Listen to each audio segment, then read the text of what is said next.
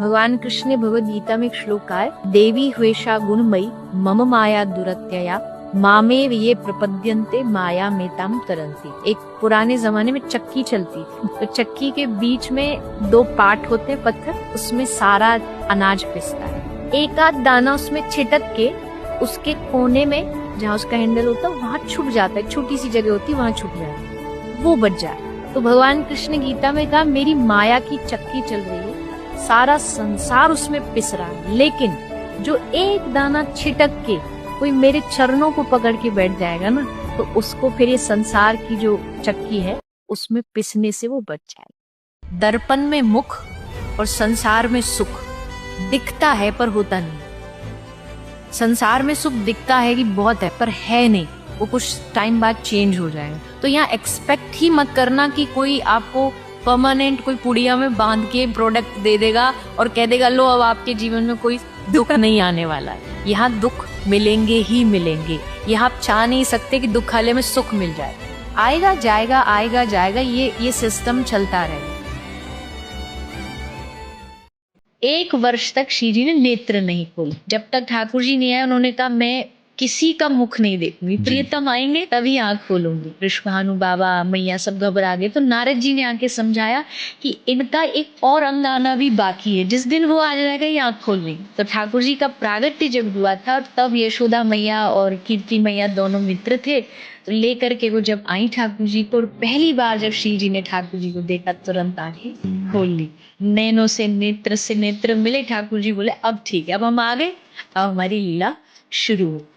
जैसे आजकल टाइम ऐसा है कि सब कहीं ना कहीं चिंता में है, अशांति से भरे हुए हैं, डिप्रेशन में भरे हुए हैं, लेकिन एक बार श्री किशोरी जी के चरणों का अगर वो सुबह उठ के ध्यान करे, एक बार उनके चरणों को हृदय में बसाए, उसके बाद कोई दुनिया की ताकत उसे हरा नहीं सकती। कहीं भी डर, कहीं भी परेशानी, विपत्ति दूर दूर तक भी नहीं, क्योंकि वहाँ यमराज को भी पता है कि इसके माथे पे आगे इसके हृदय में राधा रानी की चरण है, तो हमारा कोई हक नहीं है इसके पास जाने। बिल्कुल। इतने कोमल और इतने पावरफुल, इतने शक्तिशाली श्री किशोरी जी के चरण। कृष्ण अवतार लेने के लिए देवता गए, देवताओं ने जाके प्रार्थना करी, प्रभु अवतार लो, भगवान आ गए, अवतार हो गए। ये पूरे वर्ल्ड में ये कहानी प्रसिद्ध है। जी।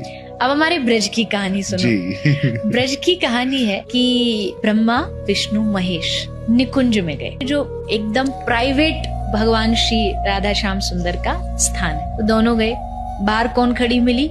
ललिता विशाखा पहरेदारी पर लठिया लेके यही रहती है। तो आए डायरेक्टली, ललिता ने पूछा तीनों से क्यों आए हो यहाँ पे, बड़े टेढ़ी नजर करके क्यों आए हो यहाँ पे? ब्रह्मा बोले कि धरती पे पाप बढ़ रहा है, तो हमें भगवान की आवश्यकता है, भगवान को अवतार लेने के लिए बुलाने आए। तो ललिता ने कहा कि पाप बढ़ रहे हैं तो पापों के लिए तुम तीनों हो ना, जाओ जाके संहार करो, हमारे श्याम सुंदर क्या करेंगे? वो पाप मिटाने के लिए थोड़ी है, क्योंकि ये माधुर्य भाव है। तब महादेव आ गया, क्योंकि महादेव वैष्णवता समझते हैं। तो महादेव ने समझा ये काम बिगाड़। तो लाइव भी यही है, कभी खट्टा, कभी मीठा, कभी दुख, कभी सुख, तभी वो टेस्टी बनती है, तब उसकी वैल्यू भी पता चलती है। चाहे भला हो चाहे बुरा हो, सब कुछ है करता खुदा।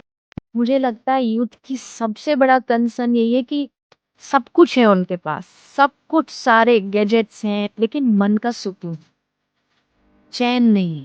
और भगवान ने दुनिया का नाम दिया है भगवद गीता में, संसार जो है दुखाल्यम अशाश्वतम।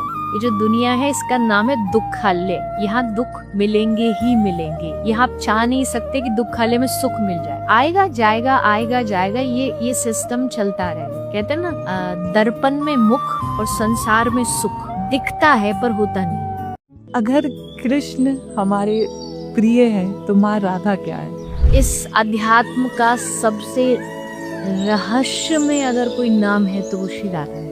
कई ऐसे लोग होते हैं जो काफी समय तक भक्ति में नहीं होते, पर एक पॉइंट आता है जब आपको पता भी नहीं चलता और आप कृष्ण जी से जुड़ने लगते हो। कृष्ण का तो काम ही है मन चुराना वो चोर जो नाम पड़ा है ना, वो केवल माखन चुराने की वजह से नहीं पड़ा है। और देवी देवताओं कृष्ण में कंपेयर करोगे तो और देवताओं को, भगवानों को मन देना पड़ता है, पर कृष्ण को देना नहीं पड़ता, कृष्ण छीन लेता है।